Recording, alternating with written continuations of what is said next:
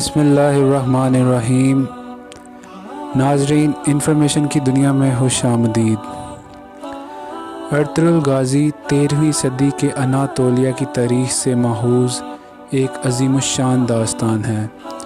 ایمان، انصاف اور محبت کی روشنائی سے لکھی ایک بہادر جنگجو کی کہانی، جس نے اپنی ثابت قدمی اور جرأت سے نہ صرف اپنے قبیلے بلکہ تمام عالم اسلام کی تقدیر بدل ڈالی۔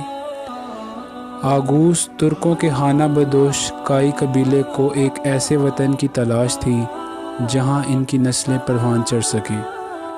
کائی قبیلے کے سردار سلیمان شاہ کے بیٹے ارطغرل غازی نے اسلام کی سربلندی کی خاطر اپنے جان و مال اور عزیز و اقارب کو خطرے میں ڈال کر اپنے جنگجو کے ساتھ مختلف اداروں میں، صلیبوں میں، منگلوں میں، سلجوق میں موجود غداروں اور دیگر اسلام دشمن عناصر کو شکست دی۔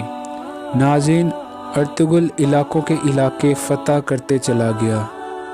ناظرین، ارطغرل کی شادی سلطان علاء الدین کی بھتیجی حلیمہ سلطان سے ہوئی اور ان کے 3 بیٹے پیدا ہوئے۔ ارطغرل کے والد سلیمان شاہ کی وفات کے بعد ارطغرل کائی قبیلے کا سردار بنا۔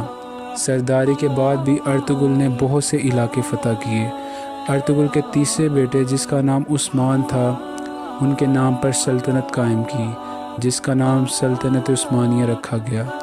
ارطغرل کی وفات کے بعد اس کے بیٹے نے سرداری سنبھالی اور صلیبیوں کے ساتھ جنگیں لڑیں اور ہر طرف سے کامیابیاں حاصل کی۔ ارطغرل کا بیٹا عثمان بھی ارطغرل کی طرح بہادر تھا۔ اس نے اپنے باپ کی طرح بہت سے علاقے فتح کیے۔ ناظرین، سلطنت عثمانیہ 600 سال تک قائم رہی، جس نے 3 براعظم پر حکومت کی۔ سلطنت عثمانیہ 1304 عیسوی میں قائم ہوئی اور 1924 میں جا کے ختم ہوئی۔ ناظرین، سلطنت عثمانیہ، اس کے بانی ارطغرل، ان کی وفات 680 میں ہوئی۔ وہ زمانہ شیخ اکبر محی الدین عربی کا تھا۔ ان کا وصال 640 میں ہوا۔ ارطغرل ان سے رہنمائی لیا کرتا تھا۔